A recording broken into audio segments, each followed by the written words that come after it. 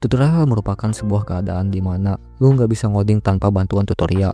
Jadi lu udah nonton video cara bikin to-do app selama 2 jam. Lu buka text editor lu dan lu nggak bisa ngapa-ngapain. Gue sendiri pernah berada di sana, dan jujur ini merupakan salah satu fase terburuk yang gue alami sebagai pemula. Rasanya seperti stuck dalam infinite loop.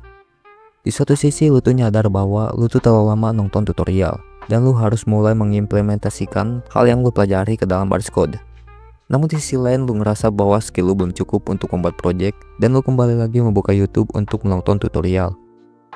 Sangat menyebalkan memang, tetapi jangan khawatir, kali ini gua akan bantu kalian cara keluar dari situasi tersebut.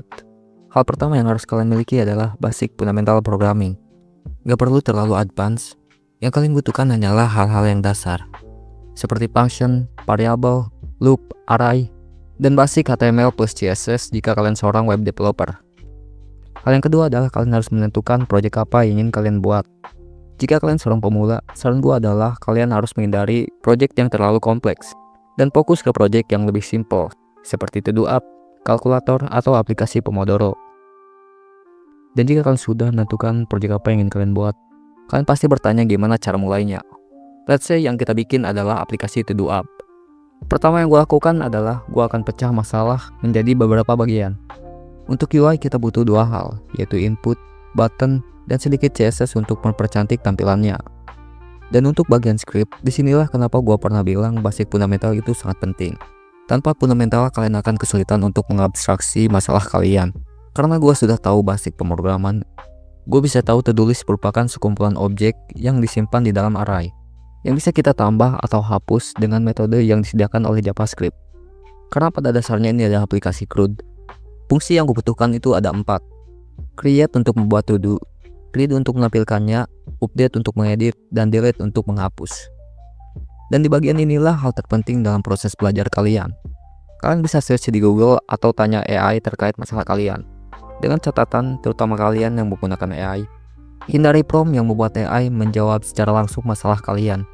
Contohnya, instead of buatkan fungsi untuk menambahkan objek ke dalam array, kalian bertanya hal yang lebih dasar, seperti cara memasukkan objek ke dalam array, cara mengupdate data di dalam array berdasarkan indeks, atau cara menghapus suatu data di dalam array.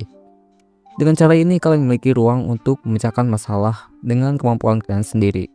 Atau kalau kalian merasa kesusahan, kalian bisa mencari repo GitHub dengan project yang sama yang bisa kalian gunakan sebagai referensi project kalian. Dan saran gua, kalian jangan terlalu berpikir tentang best approach atau bagus tidaknya metode yang kalian gunakan. Tapi kalian lebih fokus ke MVP dan apakah proyek kalian berjalan apa tidak. Sisanya gue yakin kalian bisa selesaikan sendiri. Dan ingat, kuncinya adalah pecahkan masalah kalian ke step-step yang lebih kecil yang bisa kalian manage. Dan saran terakhir dari gue adalah kalian jangan terlalu menghindari tutorial. Karena menurut gue tutorial juga sangat membantu untuk proses belajar. Dan gue sendiri masih mengkonsumsi beberapa tutorial, walaupun tidak sebanyak ketika gue pertama kali belajar ngoding. Dan video yang gue tonton biasanya berhubungan dengan basic suatu framework atau bahasa yang sedang gue pelajari.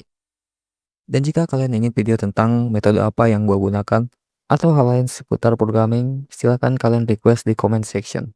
Sekian dari gue dan sampai jumpa di video selanjutnya.